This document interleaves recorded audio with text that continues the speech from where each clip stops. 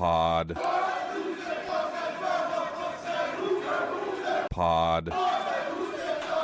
Welcome back to another episode of Say Who, Say Pod. He's Danny O'Neil in a sports coat. I'm Christian Caple. We got a packed show today, as they say in the business. Washington is 1-0 after a win over Colorado State. North Carolina and Alabama are 0-1, and I have a feeling you might have some thoughts about both of those situations. I would say it's hard to tell which one I enjoyed more, but that's not really true at all because it was the Alabama game by about 4 laps. I did enjoy watching Belichick or the Belichicks get rocked, but watching Alabama lose to Florida State was way more enjoyable. Our guy IP has a question about a certain UW edge rusher that we'll get to in a bit as well. We'll break down all manner of Washington's opener against Colorado State. But before we do that, Danny, I have to let you and everybody else know that today's big day episode on the pod, big day on the pod here. Yeah, a little NIL, little Steve Ballmer, Kawhi Leonard off the books action going on here. No, this is on the books. This is legal. It's allowed. No salary cap here. Today's episode of Say Who, Say Pod is brought to you by our good friends at Chuck Olson Kia in Shoreline, locally owned and operated since 1964. Not only locally operated, but family owned and operated. Not only family owned and operated, Danny, but family owned and operated by University of Washington graduates with an easygoing, no-pressure sales staff and a great selection of competitively priced vehicles. Make Chuck Olson Kia your next stop if you're in the market for any kind of vehicle up there in Shoreline. Stop in and ask for Henry Olson. If you talk to Henry, shout out to Henry. He's an on Montlake subscriber and a Say Who, Say Pod listener. If you talk to Henry, make sure you let him know that Say Who, Say Pod sent you. Big thanks to our friends at Chuck Olson Kia. I'd also like to just say that both you and I have been at different ends of this business in terms of journalism and writing at papers, and now kind of building each of us something on our own and working together. One of the really cool things is being oriented around a community and built from a community. And I'm really grateful that Chuck Olson is doing this. And I just think in general, the ability to support people that are in your actual community, regardless of what they're doing, but being able to reach out, that sort of stuff is especially meaningful now at a time where more and more things and businesses that we patronize are being run by sort of faceless corporations that are detached from the communities that they're in. That one of the coolest things that I've enjoyed the most about working for myself is that I really do have a community of people that I'm connected to. And that includes people that are here on the podcast. And now, like, the fact that Chuck Olson is sponsoring us, I feel like that's sort of a demonstration of that community ethic. And I'm really grateful for their support, and also just think that that's the way to build things going forward, is building around the people that are in your community, that you're talking to, that you're touching bases with, and that you want to support what they're doing. So I'm grateful they're supporting us, and I hope that our listeners will support them, because it's really, really meaningful. There's no AI slop involved, is another way to say it. We're real people doing a real thing. They're real people, family owned. It's a weird thing, man. I think about how much the business of sports journalism has changed in the 25 years that I've worked in it, where the national conversations and the emphasis upon Arch Manning and how much I heard about him, how detached that is from what I remember about local journalism and what I actually care about. That I think it's important to patronize the people that are doing things in and for your community. So again, thanks to Chuck Olson, and I'm really grateful that we get a chance to do this in the community that we've built here. Definitely. Speaking of, what were your first impressions? I've written about the game and talked about the game, and here we are on Wednesday. Maybe we should be moving on to UC Davis by now, but no, because there's not much you're going to learn from UC Davis, and there was an awful lot to be learned from this game against Colorado State. Do you want me to start with, because I'm negative. Like, I came away with a negative feeling from the game, And I don't Did want you? to be the turd in the punch bowl. I Well, really what was don't. it? What was it? It's the run defense, man. It's going to be really hard for me to get past it. And even this week, as I've been reading the explanations, and I went back after listening to Ryan Walters talk about how they used Taj Bullock and the way that Colorado State showed them something they weren't expecting, and that's why it looked the way it did. I went back to try and see why that was, and I just got to say I came away much more pessimistic about this season than optimistic, based entirely on the run defense. I get that after the first half, Mm-hmm. and maybe Colorado State did them some favors along those lines because they kind of stopped giving the ball to the one guy who was really hurting him. Mm-hmm. My broad takeaway after some time to like reflect and digest the game and watch some things back, Colorado State's offense was two guys Yes. in this game. Yes, it was. It was Jalen Dupree and it was Jackson Warren. And they seemed more intent on trying to force it to Jackson Warren than they did just keep giving it to the guy who, 85 yards on 11 carries or something like that in the first half for Jalen Dupree. Had 2 carries in the third quarter and 2 carries in the fourth. And that was not a 2-score game until early fourth quarter. It was not like, the last couple possessions, sure, they had to throw it, but they had plenty of time to keep running it, So I kind of thought they did them a favor a little bit by going away from what was working. But I do think Washington made some adjustments. Mm-hmm. It was a little bit of a boom or bust game for Colorado State's offense and for Washington's defense. Like they had 10 possessions and scored on 3 of them and did basically nothing on the other 7. So I get it in the moment, like, especially in the context of last season. And really, this program hasn't played awesome defense in several years now. Mm-hmm. Watching a guy bounce 8 yards, 7 yards, 6 yards, moving the ball on the ground, feels like it's kind of at will. And then he rips a 15-yard touchdown run to tie the game at the end of the first half after you had a really bad turnover that gave him the ball there. So I get it, but then you look at the numbers and it's like, did Washington not dominate this game, more or less? So it's interesting when you to go back and look at something, because I'm not someone who believes that I have this all-seeing eye about my impressions or understanding of what's happening on a field. Like, I'm not going to try to tell you that I understand and can, with a scout's eye, tell you what's going on. So I'm open to being wrong, and I know that can be influenced by sort of the immediate reaction of what I see. But that touchdown run at the end of the first half was probably the thing that bothered me the most. That's just a situation where I don't even know how much Colorado State was expecting to score on that run. It's just nobody got in his way. And Mikel Esteen has a chance to make the tackle there.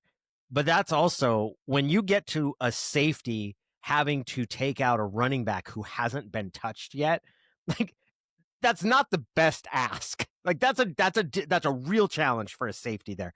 And that was not, Esteen had a chance to prevent the touchdown, but that touchdown's not on him, because when it gets to that point, about 3 other things have gone wrong.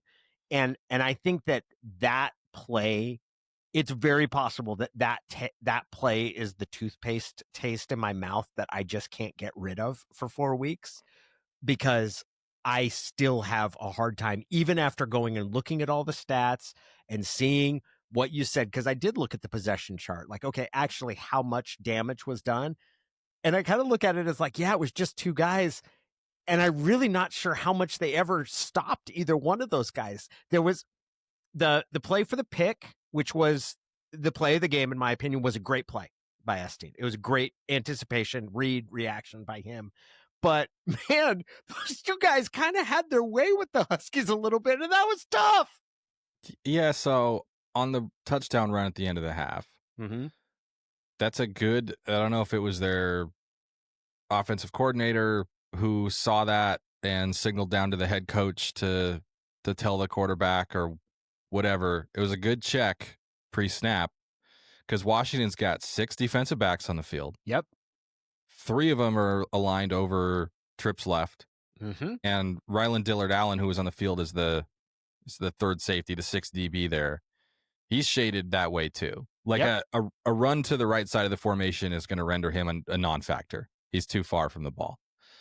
So either the quarterback got up to the line and saw, 1, 2, 3, 4, and the inside linebacker is 5, and that's it up here. And we get hat on hat, and it's free running until the first down marker at least. I know there's 17 seconds left, and we don't have any timeouts, but there's no way that this isn't a first down. And I saw someone mention, like, well, if Esteen makes the tackle, the clock runs out. No, it wouldn't have even been close. He already had the first down. He'd have been tackled with like 12. I mean, he scored with 11 seconds left. So he'd have been tackled with 12 seconds left or so. Clock stops. Plenty of time for them to get up and spike it. And you run at least one more play. It was just the wrong alignment.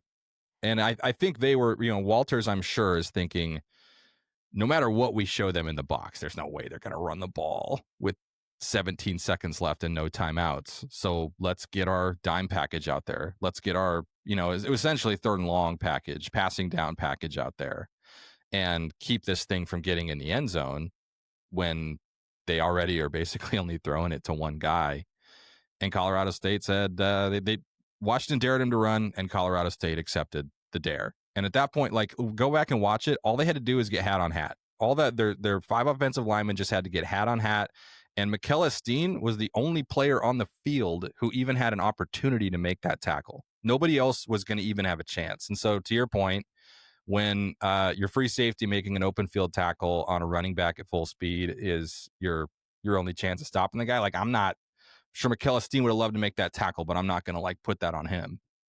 Should Washington's defense get pushed around in a hat-on-hat situation by Colorado State? Yeah, I mean, against a Mountain West team, if you are the Big Ten defense you want to be, you should hope that one of your interior linemen makes a play there, gets some push to. Instead, it looked like Washington was the Mountain West defense. And I know that I'm overreacting to a play like that. I know that this is the agitated, annoying part of my brain that is doing this, but that's just what I look like, where it's just like, man, they got bullied there, and that it left a really bad taste in my mouth, as was probably reflected in a variety of comments that I've made over the course of the past 4 days. I get it. And the other, I mean, if you buy that, the other touchdown that looked like a broken, missed assignment that Washington has been pretty insistent was an illegal formation.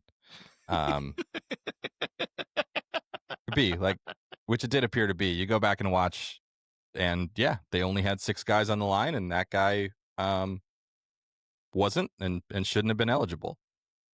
What do you get the sense?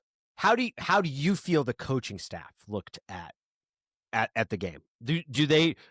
Should I take at face value kind of the apparent enthusiasm they show of, like, hey, we got things buttoned up in the second half, that they felt good about the growth that they showed over the course of the game? I think defensively, yeah. I mean, look, one of the big things you look at is missed tackles. How did they tackle? And PFF had him for 3. And there's always, you go back and probably find some others where if you want to grade a little more harshly, or maybe the coaches, but the coaching staff's using that 3 number too. So I don't know if they're just going straight PFF. They have Jed Fish and Ryan Walters have cited PFF like 3 times in the last 3 days, by the way. I don't know how I feel about that, Christian. Well, I use it, so I guess I feel okay.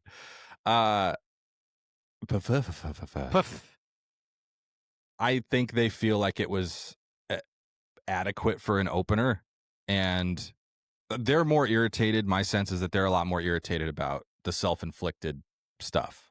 And most of that was offensive.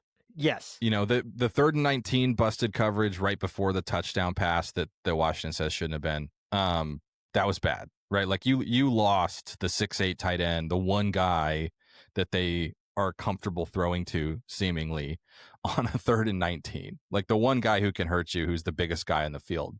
How does that happen? So, that's not like getting overpowered, that's mental, right? Just nobody caught the tight end up the seam. So that's a big mistake. But I mean, God, how different is the game if they just don't I won't phrase it the way you so eloquently put it in the group chat, but if they don't give the ball away on that snap. Oh, you mean the one time where the center snapped the ball off the quarterback's? Yeah, that one. So hit him right in the. And maybe that falls in the category of like sophomore starting quarterback working with this particular offensive line in a game for the first time. There's going to be some, I don't know. I just like, I kind of forgot, and I do this every year. I forget till the game starts, like just how down everybody gets right away the second anything goes wrong. And I get like that's part of being a fan. That's the nature of a game like this, though. Like that's the nature. There can only go wrong. Yeah, it's very hard for, and especially my mindset as a fan, it is very hard to appeal to me when you play a Mountain West team, and you're much better off. There are years that they've played teams from a Power 5 school that were not that good. When they played Michigan State at home, when was that? Was that 2021? 22. Like that game, that Michigan State team wasn't that good, but I felt way better about that win than I should have given the quality of opponent. I don't know how good Colorado State is or is not, but it is there is just something specifically about watching a team run the ball on your defense when it's a perceived lesser opponent that makes me insane. That and I fully embrace and like lean into it, because I can list off the things that I really liked from the game. Starting with number 12 on defense, you had talked about him. You had talked about Alex McLaughlin, and play. Dude, I would like to see, you know how they do the scouting combine, strip them down to their spandex shorts. I don't think they show those pictures anymore, but they used to. Like the Tom Brady bird chest photo where he's at the combine. I would like to see a picture of Alex McLaughlin next to Caleb Downs, because like to look at the way, and McLaughlin looks like a hell of a tackler. Like he looks like absolutely my favorite kind of football player, which is that he's not someone that's going to win any body beautiful contests. It's not going to be he's not going to make Bruce Feldman's freaks list, but what he's going to do is he's going to make every single tackle that he's in the vicinity of, that he's an extremely smart player, that it's the Ben Burke-Irvin kind of thing. I can tell I'm worried that it might be possible for him to slide down the shower drain. He's that skinny, but like that dude is a Danny. baller. Up from 187 to 200 this offseason. Do you think he was soaking wet and wearing boots when he stepped on the scale, as Eazy-E once said about Snoop Dogg?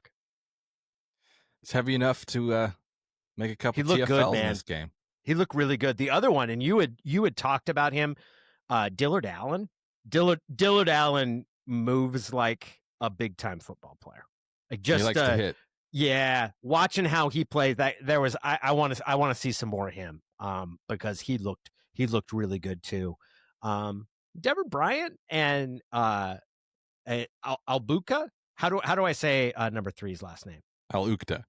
Al-Ukta looks like he's absolutely someone that is what you want in a linebacker too. Like there were some things that look good about their defense, but at top of the list for me, the two corners were awesome, and Alex McLaughlin looks like a baller. Jacob Lane had a good game too. Mm-hmm. Couple TFLs. Yeah, I agree with that as well. I don't want you. I want you to like get going down a road of positivity here. That you liked anything about this game? There's a lot to like about the game. The offense looked awesome. It looked that looked really good. The offensive line was significantly improved. I thought they clearly threw a lot of pressure at Damon Williams. Like they had a lot of blitzes coming from a lot of different, and some of them got home. I thought Damon Williams played an awesome game. And I'm not even going to sit there and say, well, maybe there were a couple times he could have got the ball out sooner. Like he had a 75% completion percentage. And when I went back and watched it to look at, because I had heard someone talk about or question his accuracy, And I went back and watched the game again. I thought he was an incredibly accurate passer in the Yeah, game. for most of the game. I thought, and there were a couple times where he threw in tight quarters, like in the middle of the field, the kind of passes that will make me hold my breath, because a lot can go wrong when you're throwing to a guy who's right sort of there in the flat in front of the line of scrimmage. I thought he looked really good. I thought Damon Williams looked great. I thought this was a great. I mean, it's not a debut because he did start 2 games last year, but his first season as the starter the whole way. I thought this was a great game 1 for him. 75% completions, like you said, no interceptions. They had 1 turnover, which was an operational issue that needs to get fixed ASAP. But take out his sack yardage, he ran 10 times for 90 yards. Took, I'm going to say, 2 hits on those runs that he should not have. He needs to not do that. The long run up the sideline, 28 yards or whatever, 28 or 29 yards. There was also I think Colorado State was offsides in the play. Everybody thought it was going to be holding and was coming back. And I think it was like a pleasant surprise that the penalty was on Colorado State. He did duck out of bounds like the second he saw a white jersey in his periphery to his left. So that was one example of like, he probably could have got more yards there, but he opted toward preservation. And he needs to do more of that. Would like to see a lot more of that. He does not need to be turning back into the field, especially when there's big 260-pound meat eaters around. Yeah, I mean, he lowered his shoulder at the end of a run. Like, not be doing that. Carver Willis was talking to the media yesterday, and he was like, he mentioned that one of the things that like the O-line really appreciates about him is that he seeks out contact, and then toward the end of his answer was like, hey, and I think, maybe we don't want him doing that all the time, but he wants the yardage, right? Yeah. It's weird. Like, how do you, because the big picture mindset is you can't take those hits. I also wonder sometimes if that's more of an NFL approach than it is in college football. And I do think back to someone like Johnny Manziel. Like, Johnny Manziel, he's a joke now, but his first year as a starter, the games he won and beating Alabama on the road like he did, part of that was because of that devil may care attitude and that he wasn't going to duck out of bounds. So I'm trying this year to enjoy the games more in and of themselves, as opposed to contrasting them to what I've been told will happen or get invested in the storylines of what other people talk about. And maybe part of watching Damon Williams play is learning to not yell and get mad when he takes an extra hit. If that's the part of the way he's going to play the game, that's just going to be the way it goes. What did you think? He got sacked 3 times. What did you think of his decision-making on those? Anytime a quarterback gets sacked, you can find a spot or say he should have gotten rid of the ball sooner. I think that when you look at the way he played in the entirety of that game, there were also at least 3 throws where he stood in against a blitz and got rid of the ball as he was getting hit. And to say that he needs to learn how to get rid of the ball, I think is inaccurate. I think you are going to take more sacks with him. I should have given the short answer. I loved the way he played this football game.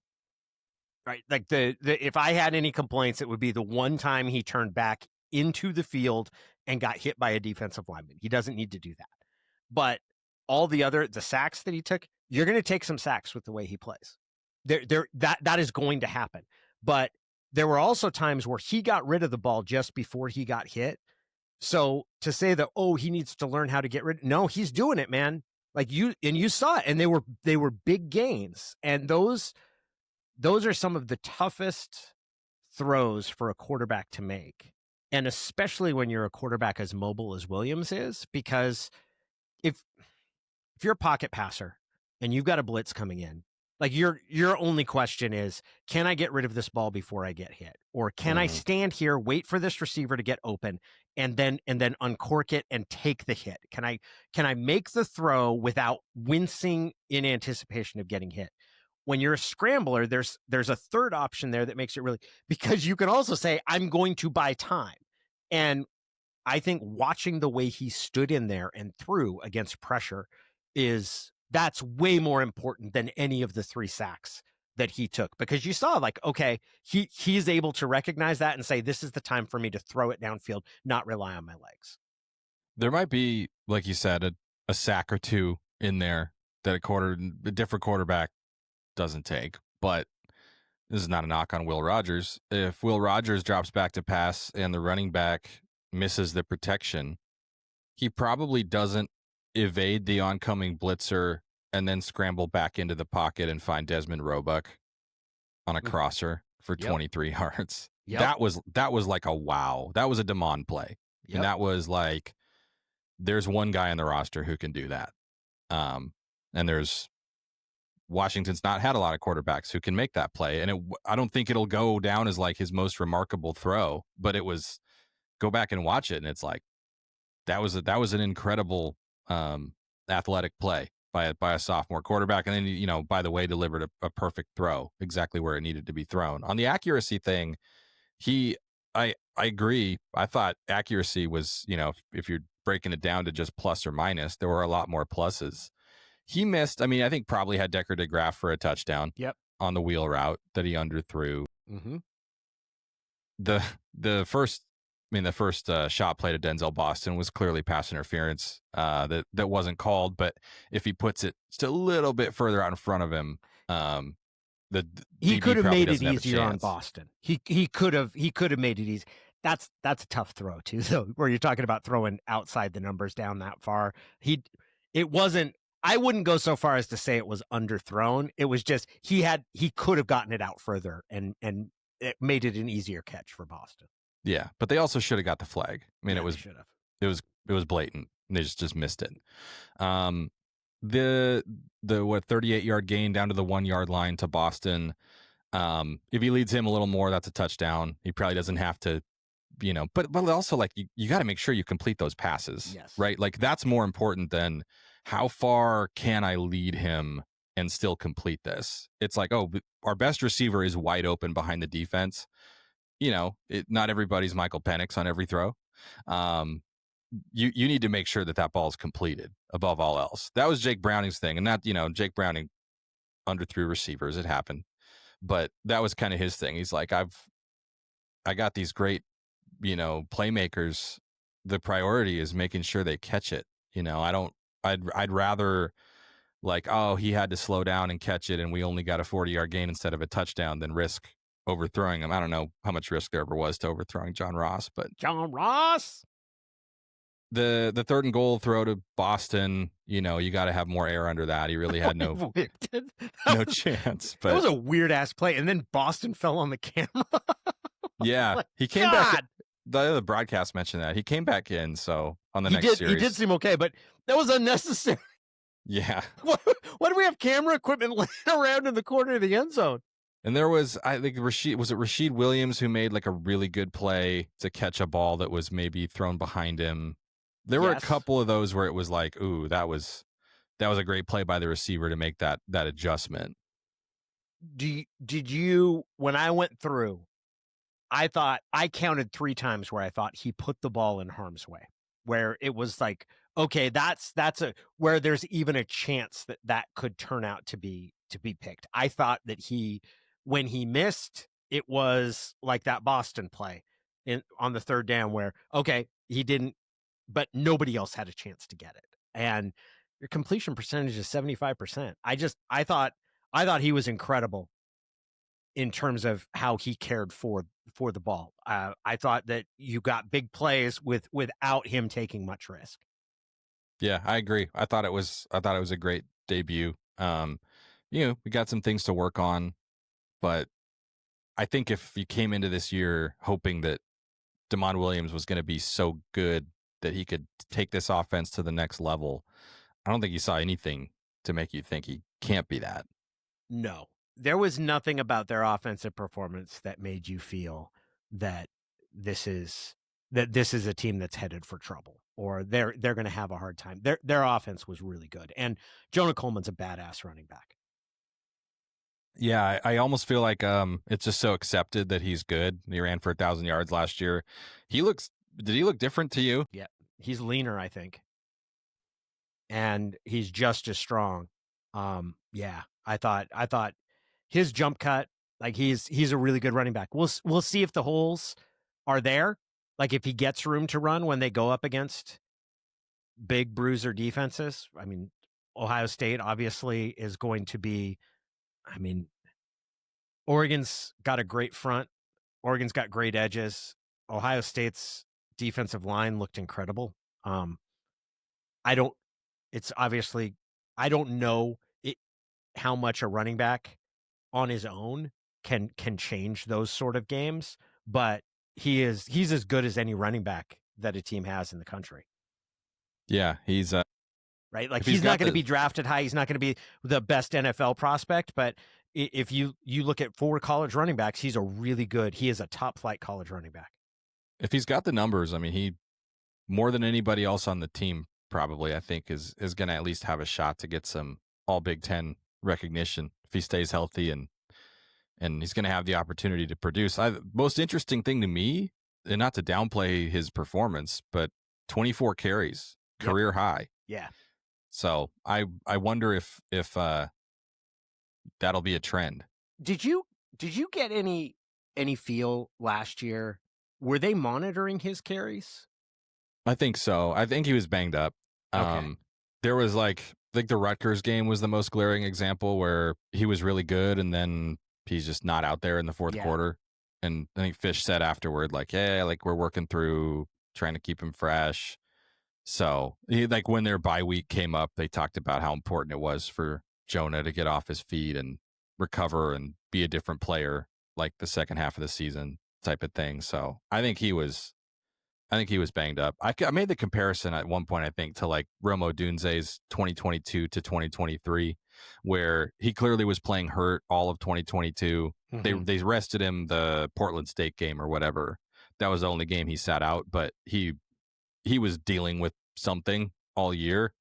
And then going into 2023 kind of resolved, like, I don't want to do that again, right? I'm going to like bulk up and be bigger and stronger and like I want to be healthy all year. And of course we know he played half the year with a recovering from a broken rib, so that didn't exactly happen. But it was, it wasn't like a leg injury, right? He wanted to show like I can be faster, I can do more with my ball, with the ball in my hands, I can do more after the catch.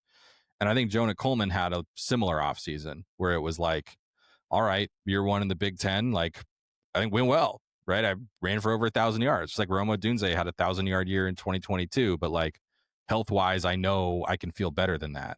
So here's what I'm going to do this offseason to get leaner while being stronger, get faster, get the diet going so that everything's aligned to give yourself the best chance possible to be healthy all year.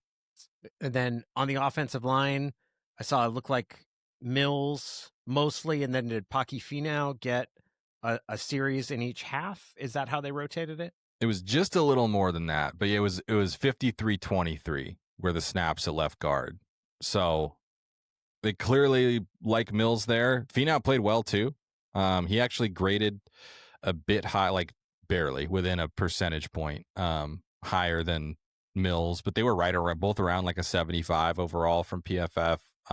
Both really good in run blocking. Finau graded a little better in pass blocking, but I think they loved the way that Mills played. I think he's going to be a fixture. And it's tough because like I think they do really like Paki Finau, and he played well. But I think it's going to be really hard for them to keep John Mills off the field. I don't think they want to. I think they want him to get as much experience this year as possible because he clearly is going to be a huge part of that this kind of young offensive line that they're building in the future.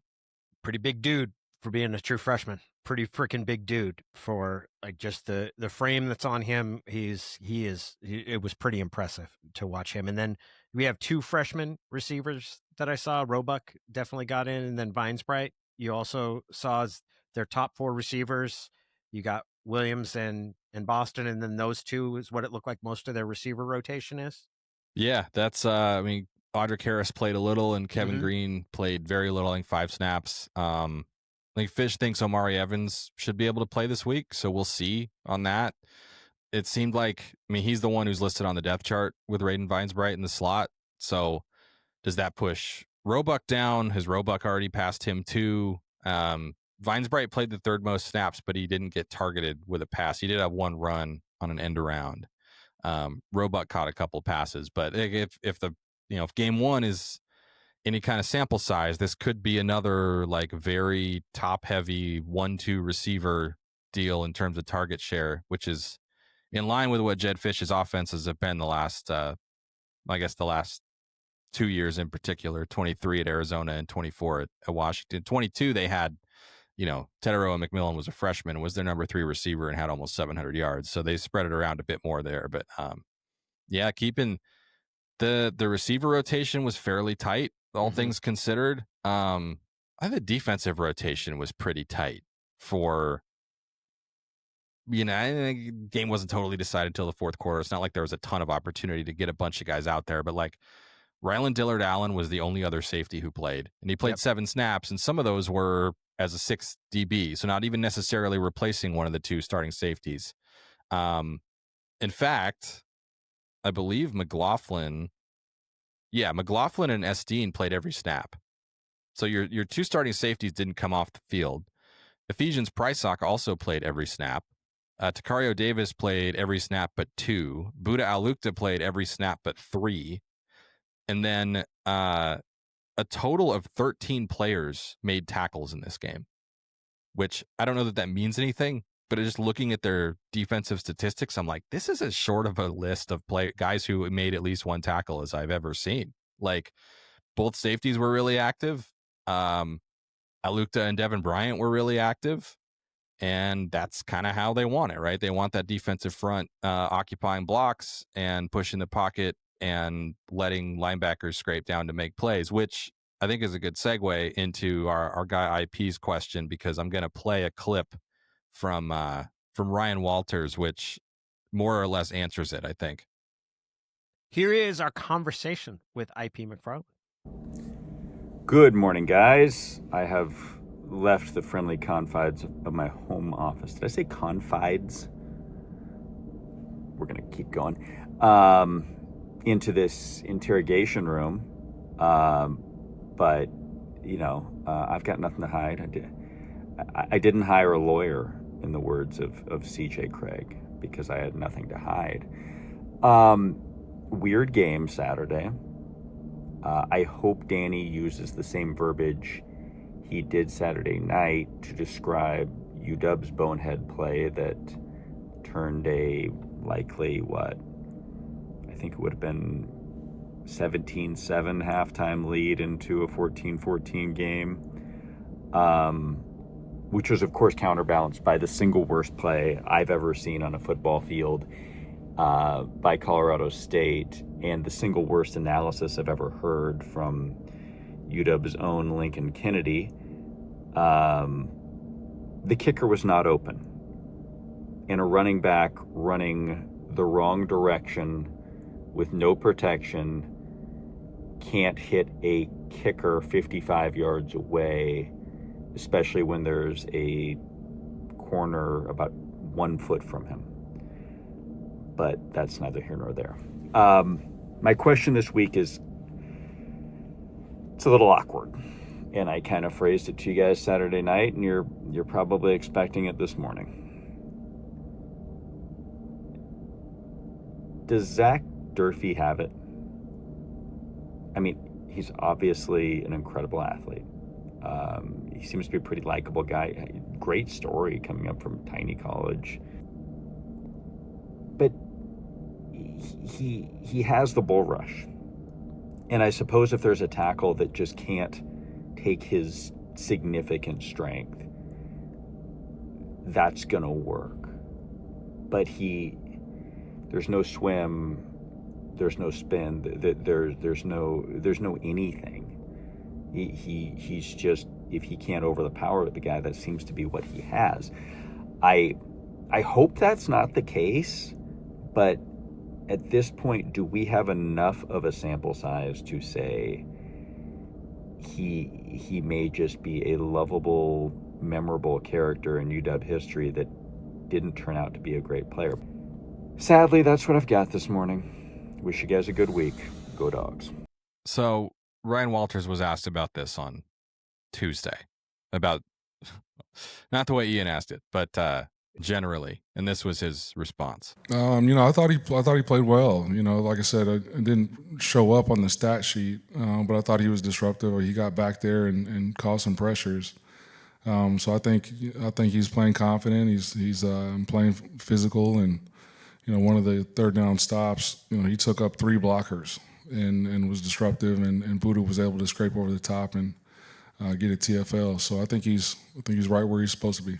I think whether you agree with Walters or not, or think that that's adequate analysis or not, this is one instance where I will step in and say it was one football game.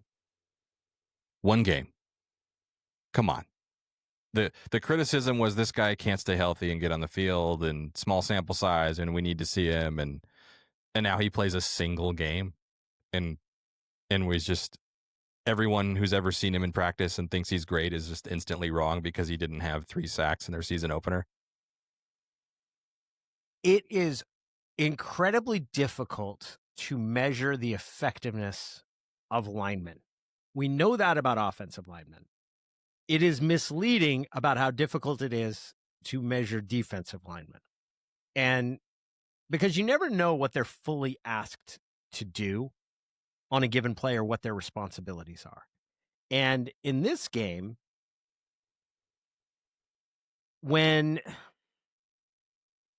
one of the challenges for a defensive end is that they are responsible for not allowing a quarterback to break contain, right? Which they don't want him charging up the field too much. You got to be controlled in your rush. And I don't know what the game plan that was laid out to Durfee, but that idea of like there's that he doesn't have the arsenal of pass rush moves, you just don't know, because this could very well be a situation where they're like, the one thing we don't want you doing is blowing by the quarterback and losing contain, because this is not a guy that is going to throw the ball downfield and beat us. Like you getting home as quick as possible is not the biggest priority. It's making sure that this dude stays in the pocket. It's making him throw the ball to beat us against a pocket that's crunching down. So I would agree with you. I have, over the course of covering football, seen a number of players whose on-field productivity never matches sort of the athletic gifts that they're measured with, but entirely too soon. You just have not seen enough from Durfee on the field at all to make any sort of evaluation of what the ceiling or what he's capable of being on a football field. Yeah, it's like people who are tweeting after 2 defensive series that they clearly didn't upgrade a defensive coordinator, and they're not looking, what is this? And this is Why trash. are you talking about me that way, Kristen? Were you reading my Twitter chat? No, I didn't do that. I just put Can they play a quarter first? I just put a picture of a dumpster that was on fire floating down a river. No, it's true. It's all overreaction. And that sort of, when it's very funny. If he gets a sack in a game, does that mean he played a better game? Like, not really, but that one sack alleviates or eliminates all of the other discussion. And that's what I mean by it can be very misleading to evaluate how a defensive lineman played in a game, because there are 2 metrics that are used, which is tackle for loss and sacks, that defensive linemen are generally graded on. And depending on what they're asked to do in a play, that might not be what the priority is for them. Holding blocks, not being pushed out, containing, all of those things are huge parts of being a defensive lineman. Yeah, so I think you're overreacting, IP. And if the data ends up bearing out that you were right, you can gloat. But for God's sake, it's been a game. Only been one game for Alabama and North Carolina too. So not that there'd ever be any overreactions to Bama in particular. Which one should we start with? Let's start with Alabama. That it was surprising to see how little help that quarterback had. Yeah.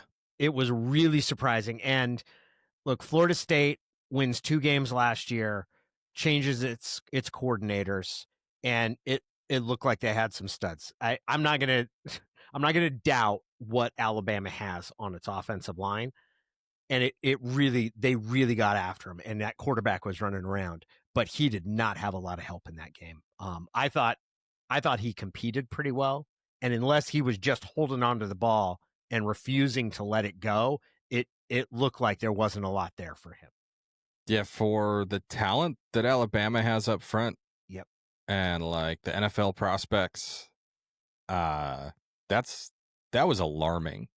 More than anything, like, I understand. We've been informed that Alabama doesn't lose to Vanderbilt, but Vanderbilt was better last year. They had a playmaking quarterback. It was on the road. Like, you could see how that kind of loss happened. I think it was close. They'd just beaten Georgia. They lost close last year, right? There were a lot of people who thought they should have been a playoff team at 9-3. They had quality wins too. I never thought that under Kalen DeBoer, Alabama would be the kind of team that just looks completely unprepared like they did against. I mean, they just looked lifeless. You'd have thought Florida State was the 3-touchdown favorite. How do you think they're taking it down there? Oh, I'm sure the reaction is measured. Here is Legend, who we heard from last year after the loss to Vandy, proclaiming that Vandy was his daddy. Here was his call to the Paul Feinbaum Show this week. This is a football nightmare, brother. Man, I'm telling you something. I've already heard it from several sources today. This guy's got no control over this team whatsoever. There's rumors that players are getting DoorDash to their room at 2 a.m. in the morning, sneaking their girlfriends in the team hotel, being late for the bus on the way to the stadium. I mean, it's clear this guy is just a substitute teacher that's got no control over the class whatsoever, Paul. This guy's got no control of this program. It's all lip service, brother. It's all lip service. I am always amused because this is the first place people go when fans go when they're mad, which is that there's no discipline, right? That they're just lax. They're letting these players. And in general, in my experience, when teams have gone sideways or actually become what he's saying, which is sort of lifeless and not playing, it's because they hate how many rules the coach has. That's actually, like, if we're the way that you get a team to play like that is because they get sick of you, as opposed to you just taking it too easy on them. But that's really neither here nor there, because I'm relishing exactly what I thought would happen at Alabama. I just had no idea it would happen this early to him. The DoorDash thing is this year's Kalen DeBoer needs to wear a nicer T-shirt. Now he did have a collared shirt on yesterday. Well, so that's what happens. You take away the man's simple attire and look where the program goes. And see, what I want to scream is, oh, did that make a difference? Oh, everything's better because he's wearing a collared shirt. Like, the things that people end up fixated on when teams go sideways, it's like they pick the least important things to make into this embodiment of a bigger issue. But Legend's just getting warmed up. He's just getting going. I tell you, Coach DeBoer, we don't need marriage counseling. It's a full-fledged divorce now, dude. It's only a matter when we run your ass off now. It's got nothing to do with marriage counseling no more, brother. This is a full-fledged divorce. I'm not saying that I hate your ass, but if you was on life support, I'd pull the plug and charge my phone. Brutal, man. Brutal. If you were on life support, I'd pull the plug and charge my phone. I used to say back when I was someone who was before I learned empathy, I used to say about someone I hated that I hope no one goes to their funeral. I think that might be meaner. I'd unplug your life support system to charge my phone. Might be meaner than what I used to say. You know, the Husky Honks post-game show, when things are not going well, the call-in segment can get pretty rough, pretty unhinged. Yes. Not like that. Not like that. It's different, man. It's different. And this is what he wanted. This is what he wanted. And like it's easy, like the easy angle on DeBoer, Alabama, as it relates to Washington is, oh, did he make a mistake? Oh, the grass isn't always greener. See, you know, and I just think that completely misses it. There was no decision to make. Kalen DeBoer was never going to turn down a program like Alabama, and you could sub in Michigan, you could sub in Ohio State, and maybe like one or two others. Yep. He was never going to turn down that opportunity to stay at the University of Washington. So like, it's easy to think in these moments as you hear those calls, as you see him on the sideline in the fourth quarter, as you see his like verbal misunderstandings in press conferences getting torn apart, like it's like, oh, look, now we're going to try to portray him as this like bumbling moron at every opportunity. And it's easy in those moments to think like in the back of his mind, like, does he regret this? Does he regret signing up for this? I don't think the thought even occurs to him. I don't think it even enters his mind. I think it was just, I wanted to do this at the highest level. I understood that this is what came with the territory, and he lives with it, you know? I get what you're saying. And I agree with this point. There's no scenario in which he was staying at Washington long term. Do you think he regrets the spot he chose? Do you think that he looks at it? Because the one thing, you're right about the highest level. Alabama is different than all of those other programs. Now there's two. But there's basically, after Bear Bryant, they run everybody out of there except for Saban. I mean, Gene Stallings won a national title, and it was only a few years after that. He didn't get fired, but he was not staying there. Do you think he regrets the perch that he picked? Because I would say that part, and this is where you get into the whole question of when he made Jimmy Sexton his agent, the process that he's inserting himself into, which is that, I mean, Sexton represents a huge wedge of prominent college football coaches. And you would say that maybe to get one of those jobs, one of those upper tier jobs, the top half a dozen or whatever you would say, that he needs to be represented by Sexton. That might be literally true. But when you do that, I also think that Sexton helped grease the skids to put him in a job that most people looking at it would say, like, that is going to be a really, really tough spot. Like that, they don't have patience. I mean, you've seen Rich Rodriguez or Brady Hoke at Michigan, which are these top tier schools. They're not subjected to what he's being subjected to down there. No. Here at the start of his second season. Yeah, I wonder too about like inherited culture. Like, was there something about the way Nick Saban ran a program and with the players who signed up to play for Nick Saban and the choice that is, right? Because, you know, like it's the glamour that comes with playing Alabama is weighed against the task that is playing for Nick Saban. It's not an easy thing to do, not easy to work for him, not easy to be an assistant for him. That's part of being great, right? It's a very demanding thing.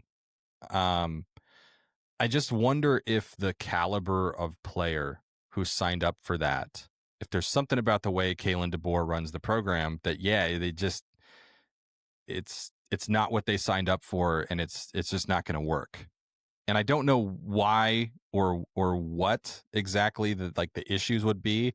I just know that Kalen DeBoer walked into the most ideal circumstances possible at Washington, not just in terms of who was on the roster, having Romo Dunze and Jalen McMillan and a offensive line, the pieces of an offensive line already in place that would eventually win the Joe Moore Award. He brought Michael Penix in himself, obviously, but just in terms of like who the guys were and the fact that at that time, like still like a sizable chunk of the roster and a sizable chunk of like the guys who would go on to be really important players on the 2023 team had been recruited there by Chris Peterson. Mm-hmm. And I think the way DeBoer structures things, I mean, it didn't take long after he got there for everybody to start saying like, oh, he reminds us of Coach Pete. So if you're a recruit who signed up to play for Chris Peterson, you're now playing for a guy who you are consciously thinking reminds you of the coach you signed up to play for. Kalen DeBoer is nothing like Nick Saban. Yeah. So I just wonder if, and it's, Chris Peterson himself be the first to say like, oh, there's a million different ways to run a program. Like just because someone doesn't do it like me doesn't mean it's wrong. So, it's a million different ways to win, but Nick Saban did it better than anybody else. And like every other head coach, like had a very distinct vision for how he wanted to do things. And to Legend's point, discipline, right? Program discipline and what was allowed and what wasn't allowed. And so I don't know. I just think if you make the decision to play for Nick Saban and now all of a sudden you're playing for Kalen DeBoer, maybe we shouldn't be surprised that it's not going great. Maybe there is just something about his leadership style that is not resonating with the kind of player who thought they were going to be playing for Nick Saban. The other part is, and people, you never want to be the guy who replaces the legend. You want to be the guy who replaces the guy who replaced the legend. And yeah, I could definitely see that. The one thing I've never gotten, so I've never covered Saban. I've only tangentially been around Bill Belichick or talked to guys, covered guys who played for Belichick or been around like on conference calls with Belichick. I've never covered him on a day-to-day basis.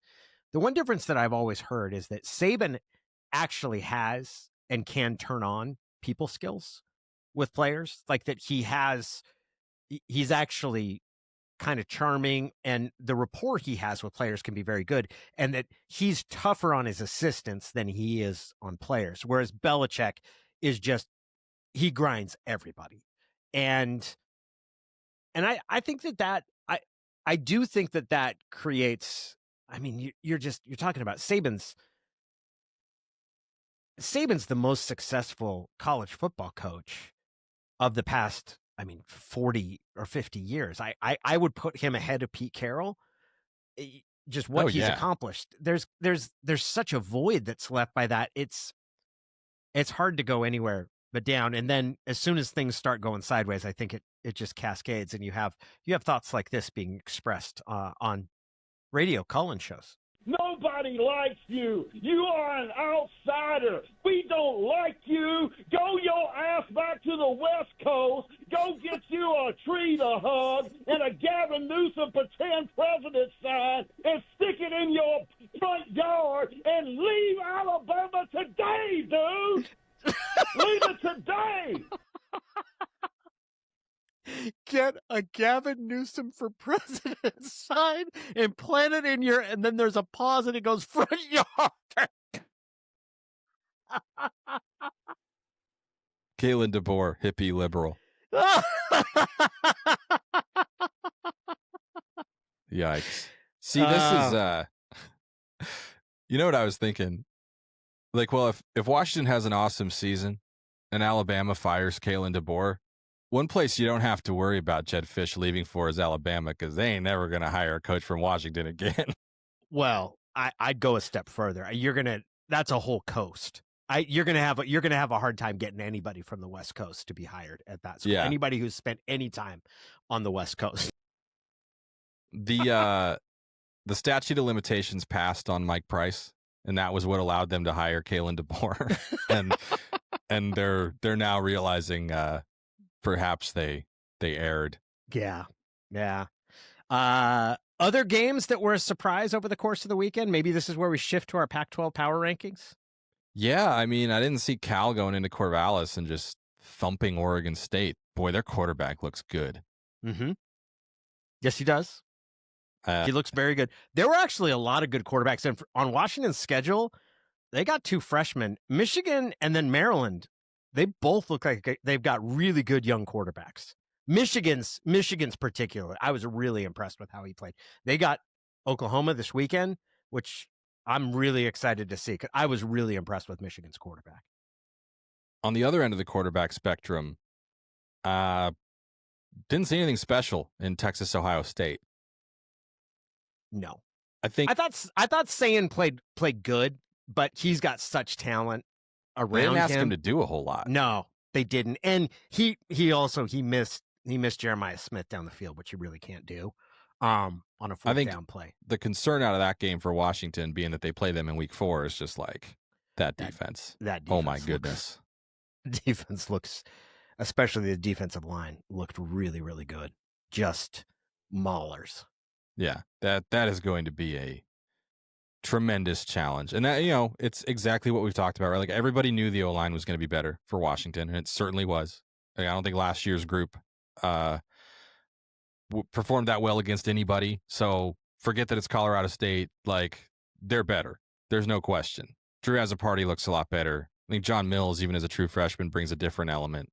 But Landon Hatchett played well. But like against Ohio State, you might not tell much of a difference because they're that good. We'll see. Yeah, we will see. One of this would be in the files of my big picture observations. I think that you see more of the top tier teams when they get in these big showdowns. They're now looking more like how NFL teams used to approach these games, which is it's much more conservative play calling. It is, we'll sit there and win a battle of attrition and let it play out. The Texas-Ohio State game was certainly that. Even to an extent, LSU-Clemson, where it's not taking chances, really trying to keep things buttoned up. And I think one of the comments when college football was reconstituting itself was that you were going to have NFL light. And I think you're starting to see the play calling and specifically the conservative offense approach really take hold in that way. And maybe that's always been the case in the Big Ten and the SEC. And I just spent so much time watching the Pac-10, Pac-12 with its less emphasis on defense. But it was interesting how low scoring a lot of the really prominent games were. Are you out on Arch? I don't think he's a great quarterback. I don't out in terms of, do I think he'll be the starting quarterback at Texas? Yeah. Do I think he's the best quarterback in the country? No. I don't think he'll ever be the best quarterback in the country, but that's based on one game. So maybe he'll look different. Here's my issue. And this goes for college football in general. There is now so much attention and hype put into things. And then when you see the actual thing on the field, I'm like, that doesn't resemble what I've been told about for 8 months. Right? Like that bears no resemblance to the kind of excitement and enthusiasm that I was hearing last year, where he needs to play in front of Quinn Ewers. And I'm not sure how we've reached to this point, but like that was my biggest. I don't think there's anything wrong with his performance given his age and the fact that he's really untested. The issue is the expectations, and I'm not sure how we get to the point where the expectations get that elevated, because that's the disconnect is between what I saw on the field, what everyone saw on the field, and what we were told. He was a Heisman favorite going into the year. That's crazy. Yeah, I don't think he's going to win the Heisman. No. To your point, though, about the hype, and we're told that these things are true to be excited for certain players. Through that lens, aren't you more okay with Washington's opener? Oh, for sure. Because people like me told you about a better Jonah Coleman. You saw a better Jonah Coleman. Told you about an improved offensive line. You saw an improved offensive line. Told you about, and you'd seen it before, but the exciting playing style of Damon Williams Jr. and the things he's capable of doing in the passing game with his legs. You saw that. And I would add, too, by the way, 2 designed runs in that game? Yes. So it is kind of like I suspected. It's his mobility, his legs. Most of his yardage is going to be on design pass plays on dropbacks. And he functioned like a quarterback, right? He's a quarterback who is also extremely fast, as opposed to a fast guy who plays quarterback. We've already established, Christian, that I'm an overreactive idiot. That I'm like, I don't have the sophistication or the distance to be able to look at things logically when it comes to my own team. But yeah, no, I would say there's a lot to really be, especially about Washington's offense, about how they played. What? It was great. This conversation, I think I'm going to write today or tomorrow. Mr. Glass half full, versus Mr. Glass half empty column, which it's been a while since I've done one, because I do think, I think there's valid points on both sides after 4 quarters of data here. Are we in agreement that Oregon still reigns atop the Pac-12 power rankings? Yes. Yeah, there's nothing you saw in that game that would lead you to believe they're not the most talented team. That their defensive, they've got some speed on the edge, some speed and size on the edge of their defense. A good debut for Dante Moore too, yeah. Yeah, they got some good tight ends as well. There's some talent on that team. Yeah, Kenyon Sadiq is a baller. Sadiq is a freak. They probably got like 3 athletic freaks that are unrivaled on there. Arizona State still number 2. So plenty valid. 19-point win over an FCS school. I'm tempted to move Utah ahead of them for going into a Big Ten stadium. Yeah. A Big Ten stadium and just demolishing UCLA. My God. That's part of the.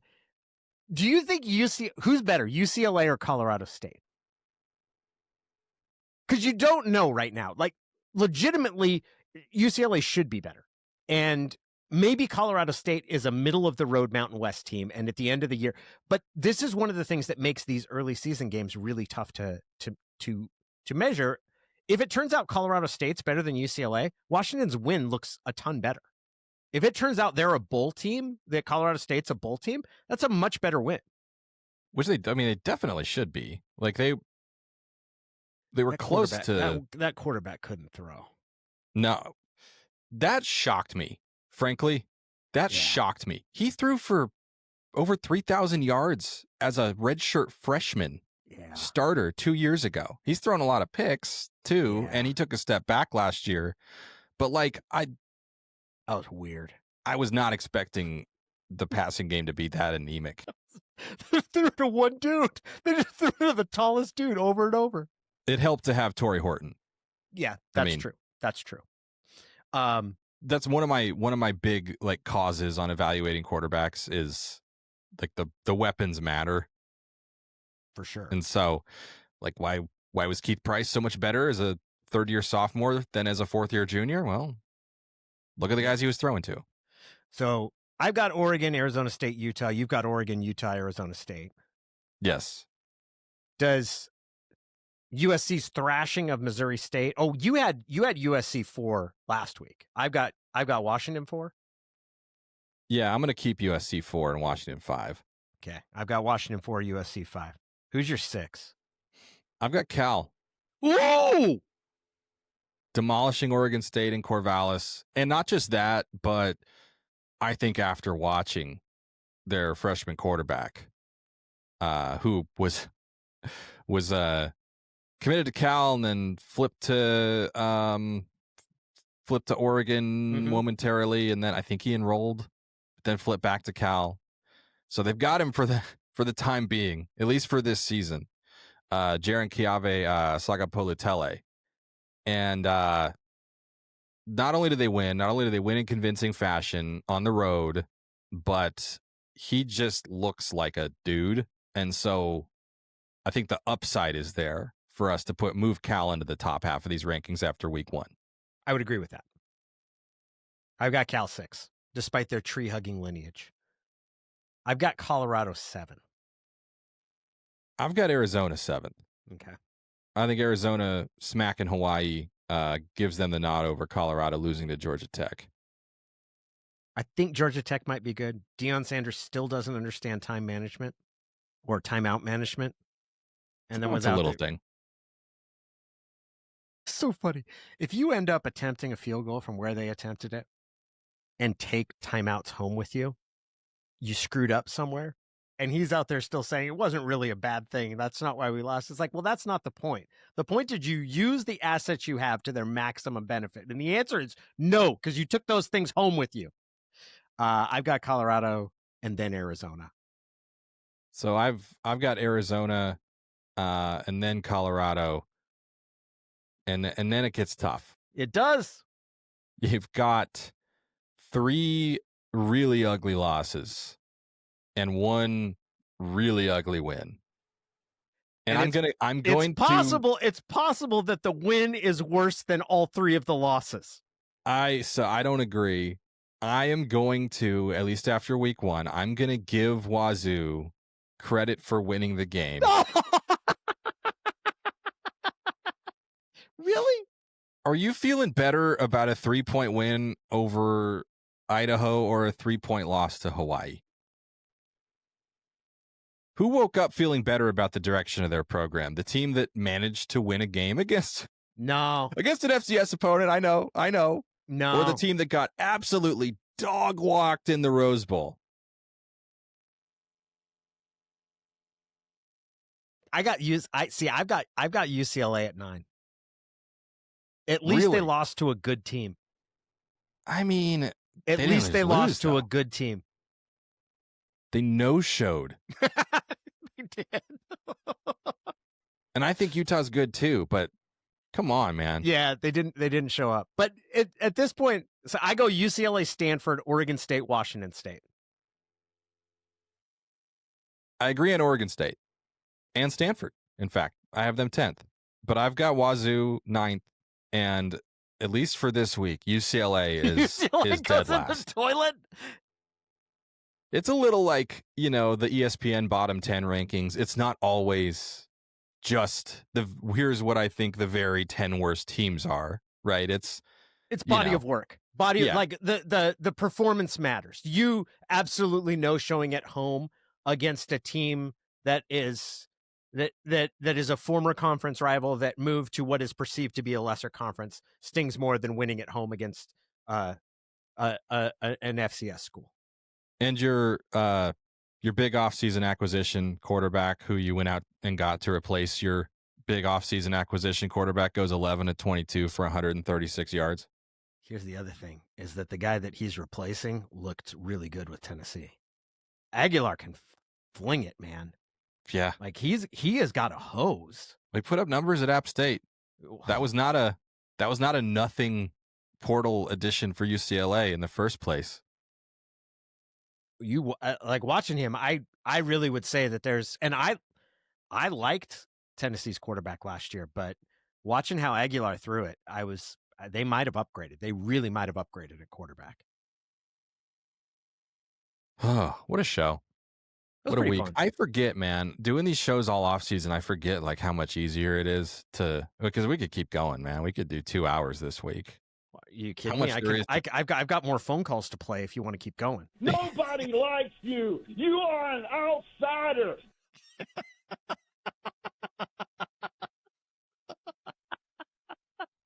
When is the last time you've said to someone, nobody likes you? I don't know if I ever have. Nobody likes you.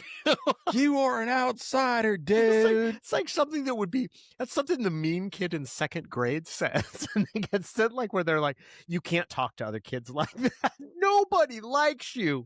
We don't like you.